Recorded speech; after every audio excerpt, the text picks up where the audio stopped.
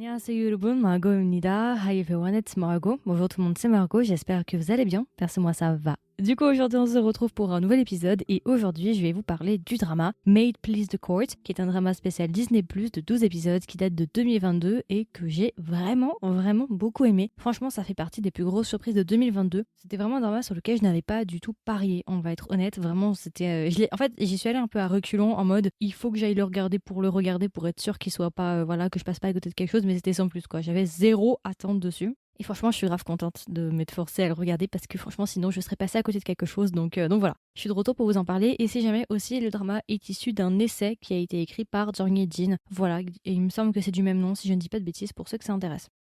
Alors du coup, je vais commencer par vous donner les acteurs. Alors du coup, qui est-ce qui joue à l'intérieur de ce drama? Alors en actrice principale, nous avons Jang Lyo-won. C'est un peu dur à dire, Jang Lyo-won, qui est une actrice que je connais. Elle avait joué dans Witch at Court. Oui, c'est ça, voilà. C'est bien ce qui me semblait. Elle a fait pas mal de dramas de droit, d'après ce que je peux voir. Elle a aussi fait dans The Walk of Love. Oui, c'est vrai. Ensuite, en acteur principal, nous avons l'acteur Lee Gyu-hyung. Si vous le connaissez pas, il y a pas longtemps, il a joué dans Soul Vibes, vous savez, le film spécial Netflix qui est sorti en 2022, il y a pas longtemps. Il a joué à l'intérieur et pour les dramas, alors il a joué dans All of Us Are Dead, Happiness, Would You Like a Cup of Coffee, Witch Dinner, Racket Boys. Enfin, voilà, il a fait, je vais peut-être pas tous vous les donner, mais il a fait quand même pas mal de dramas, on va être honnête. Et normalement, il devrait faire un drama qui s'appelle Casino, spécial Disney+, d'après ce que je peux voir. J'attends avec impatience. Donc voilà, c'est un acteur que je connais quand même de loin, mais je le connais. Et enfin, nous avons l'acteur Jang Jin-young. Alors lui, il y a pas longtemps, il a joué dans Yonder. Il a joué le rôle de Dr. K. Donc quand je l'ai vu, je me suis dit, mais attends, je te connais toi. Effectivement, c'est drôle que je le revoie aussi rapidement. Il a aussi joué dans Bulgasal, d'après ce que je peux voir. Enfin bon, il a fait beaucoup de dramas.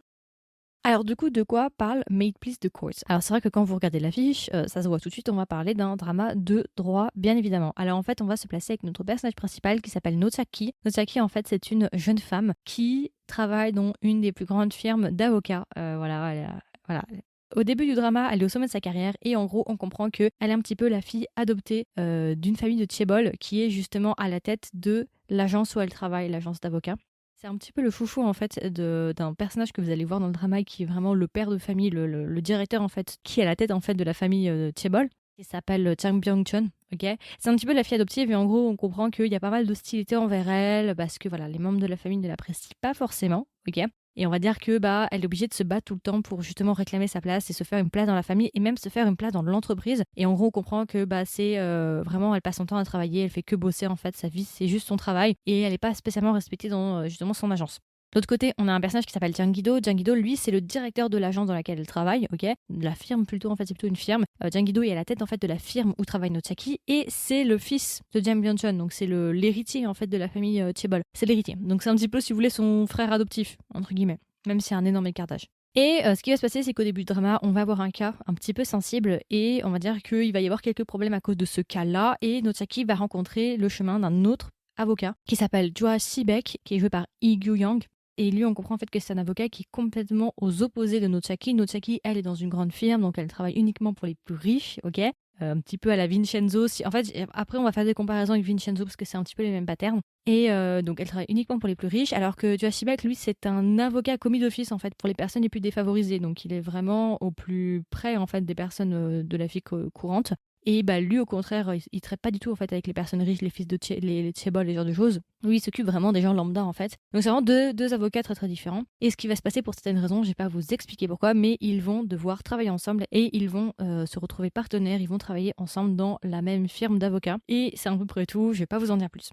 Alors c'est vrai que quand vous regardez le drama et avec ce que je viens de vous raconter, vous pouvez faire un parallèle avec Vincenzo dans le sens où effectivement Notsaki a un petit peu le même parcours entre guillemets que Hong Cha-young dans Vincenzo. Ok, c'est l'avocate riche qui est célèbre, qui travaille uniquement avec les plus riches, qui a pas vraiment de compas moraux, vous voyez, qui vraiment s'en fout en fait tant qu'elle peut gagner, elle le fait, et qui pour certaines raisons va devoir travailler autre part et justement elle va changer un petit peu ses valeurs et tout et elle va devenir un peu plus humaine entre guillemets. Voilà, c'est un petit peu ça si vous voulez. Je vais pas vous en dire plus, mais voilà, c'est à peu près tout. Vous pouvez faire un léger rapprochement avec Vincenzo, mais léger, juste pour le personnage féminin, ok? Donc voilà, c'est à peu près tout, je vais pas vous en dire plus, mais voilà, c'est des avocats avec des Chaebol, des complots et ce genre de choses. avec différents cas à chaque épisode à peu près, ou tous les 2 épisodes. Donc voilà, c'est à peu près tout. Je vais pas vous en dire plus parce que je vais pas vous spoiler, mais c'est vraiment un drama que je vous recommande. Juste après l'avoir fini, j'en avais parlé sur TikTok, j'avais fait un petit review et tout, je vous en avais parlé. Et c'est vrai que j'ai beaucoup, beaucoup aimé le drama, c'était une grosse surprise. J'ai vraiment accroché au drama. C'est à partir du 2e épisode où je me suis dit, mais non, c'est pas possible, il se passe un truc énorme. Et en fait, on va commencer par les points positifs. Le drama, en fait, arrive à te maintenir. C'est-à-dire qu'à chaque épisode, il y a la même mécanique. À chaque épisode, l'histoire se termine sur un truc énorme. Ce qui fait en fait que le suspense est extrêmement bien maintenu durant les 12 épisodes. Tu peux pas abandonner en fait. T'es toujours sur le fil à te dire qu'est-ce qui va se passer au prochain épisode. Il termine toujours sur un cliffhanger. Il termine toujours sur un truc énorme. Donc t'es obligé de te faire les 12 épisodes en fait. C'est un truc de fou. Tu vas pas voir le temps passer. En tout cas, c'est ce qui m'est arrivé personnellement. Et au 2e épisode, il se passe un truc énorme. Donc voilà, j'ai beaucoup aimé.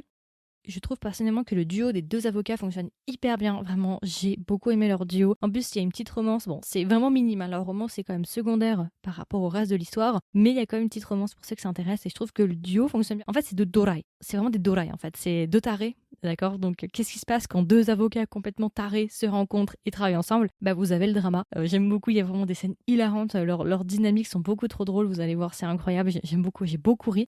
Le drama, il est aussi drôle, hein. Il y a quand même des petites scènes un peu drôles, malgré le fait que c'est quand même un drama de droit, il y a quand même pas mal d'humour. Bon, peut-être pas aussi drôle que Vincenzo, mais quand même, il y a de l'humour, j'ai beaucoup aimé. En fait, j'ai beaucoup aimé l'histoire en règle générale. Je trouve que les cas tiennent la route. Il n'y a pas énormément de cas, je vous rassure, il n'y en a que quelques-uns. C'est pas non plus 40 milliards de cas. Il y a quelques cas, mais c'est des cas qui reviennent et ça tient la route. Je trouve que vraiment, c'est agréable à regarder. L'histoire tient la route et on s'ennuie pas. En tout cas, moi, je me suis pas ennuyée. Personnellement, je trouve qu'il se passe toujours quelque chose. Et puis en plus, à chaque fois, ça se termine sur un truc énorme. Donc voilà. Je pense sincèrement que c'est le meilleur drama Disney Plus pour le moment. Franchement, avec tout ce qu'ils ont fait jusqu'à présent, en termes de vraiment projet pur et dur Disney Plus, hein, pas des dramas comme Snowdrop ou quoi qui étaient sur GTBC qui ont été rachetés. Hein. Là, je parle vraiment de projets, vraiment de vrais projets Disney Plus et pas juste des projets rachetés par Disney Plus. En termes de projet pur Disney Plus, moi je trouve que c'est leur meilleur drama. Peut-être qu'au moment où vous m'écouterez, il y aura d'autres dramas qui sont sortis, mais pour le moment, en tout cas, moi je trouve que c'est leur meilleur projet, sans aucune hésitation. Je me suis fait le drama en une journée, hein, c'est pour vous dire à quel point je l'ai apprécié. Vraiment, en 24 heures, je l'ai fini, c'était plié. Vraiment, j'ai beaucoup aimé. Et comme d'habitude, on a toujours le petit cheminement de pensée qu'on retrouve tout le temps dans les dramas de justice en Corée du Sud. C'est la question de la justice, la question du bien et du mal, la question du talion. Œil pour œil, dent pour dent, faire sa justice soi-même. La question aussi de l'utiliser de la police et ce genre de choses, parce que c'est vrai que la police dans le drama a vraiment un rôle mais horrible, mais vraiment t'as envie de les claquer. Ils sont vraiment frustrants et inutiles et en plus ridiculisés. Donc il y a toujours ces questionnements-là que t'as dans Vincenzo, Penthouse et tous les dramas de justice, Law School et ce genre de choses, tu les retrouves ici. Rien de nouveau là-dedans. Et aussi, il y a un petit fond historique, je vous préviens, il y a des petites références aux années 80 en Corée du Sud, vous savez, le moment assez compliqué en Corée du Sud, avec justement différents gouvernements qui sont succédés, des gouvernements autoritaires slash dictature, hein. Après ça dépend comment on les voit, hein, mais voilà, hein, voilà.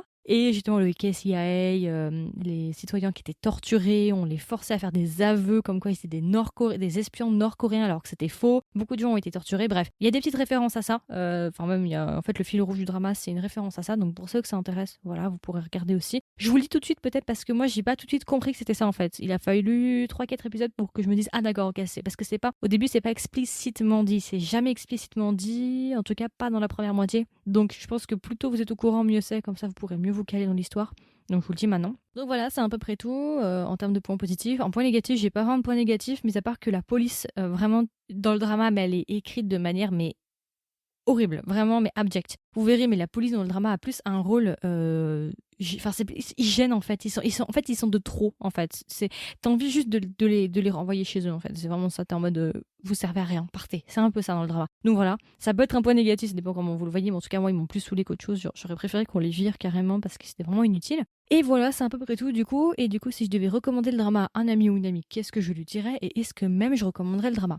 Oui, je le recommande. Franchement, c'est un bon drama de justice. Moi, en tout cas, je l'ai beaucoup aimé. Je m'attendais pas. En fait, aussi pourquoi je l'aime bien, c'est parce que je m'attendais à rien. Quand je l'ai commencé, j'avais zéro attente. Je m'attendais à rien, du vent, de l'air. Vous voyez vraiment rien. Et quand je suis arrivée, bah, j'ai été vraiment surprise en me disant mais waouh, c'est bien en fait, c'est super bien. Donc c'est peut-être pour ça aussi que je l'aime beaucoup parce que je m'attendais à rien. Je trouve que c'est vraiment plutôt un bon drama de justice, en tout cas pour moi, parce que c'est vrai que ça fait un petit moment que j'ai pas vu de drama de justice, il n'y en a pas trop qui sortent ces temps-ci, c'est souvent des dramas plutôt thriller, mais c'est pas justice, vraiment justice, ça faisait un petit moment que je n'avais pas vu. Je vous le recommanderais si vous aimez bien les dramas de justice. Si vous aimez bien les dramas de justice avec un petit peu de romance à l'intérieur, je pense que ça peut vous plaire. Et si vous voulez un bon drama Disney+, allez-y, parce que franchement, je trouve qu'au niveau de la qualité, c'est vraiment le meilleur qu'on puisse trouver actuellement. En plus, il y a pas mal de revirements de situation auxquels tu t'attends pas. Le drama, franchement, moi je trouve que le drama est bien géré, le rythme, la cadence, ouais.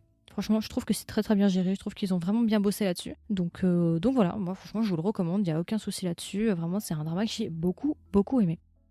Alors du coup, si je devais donner une note au drama Made Please the Court, combien est-ce que je lui mettrais? Eh ben je lui mettrais 16,5 sur 20, voilà. Je l'ai beaucoup aimé, franchement j'ai passé un super bon moment, c'est passé hyper vite et j'ai aussi pas mal ri. Franchement, quand j'avais vu le casting au début, j'étais vraiment pas emballée, hein. Quand je les avais vus, j'étais en mode «Oh, ouais, bon vas-y, on fait un épisode, 2 épisodes et puis ça me plaît pas, comme ça je peux m'en débarrasser». Et puis finalement, au bout du deuxième épisode, quand j'ai vu ce qui s'est passé au deuxième épisode, j'étais en mode non, là c'est pas possible, hein. Il faut continuer, il faut continuer. Et l'alchimie marche bien, hein. Franchement on dirait pas comme ça à l'affiche et tout, franchement, j'aurais pas parié dessus comme je disais, mais franchement l'alchimie entre les deux acteurs principaux fonctionne quand même assez bien. Il y a un truc en tout cas, c'est pas non plus un truc de ouf, intense, voilà, comme dans Eve ou d'autres couples que vous pouvez, voilà, mais je trouve quand même qu'il y a un truc, il y a une forme d'amitié, il y a un petit jeu du chat et de la souris qui est vraiment assez sympa, donc voilà, je pense que j'ai fait le tour. Du coup c'était ma version courte, ma version de présentation sur le drama Made Please the Court. J'espère que ça vous a plu, j'espère que ça vous a intéressé. Comme d'habitude, n'hésitez pas à me donner vos retours. Qu'est-ce que vous en avez pensé? Alors, est-ce que vous l'avez vu? Si vous l'avez vu, vous l'avez aimé, vous l'avez pas aimé. Dans le cas où vous ne l'avez pas vu, est-ce que vous voulez le regarder? Est-ce qui vous intéresse? Voilà, il est sur Disney+, si jamais.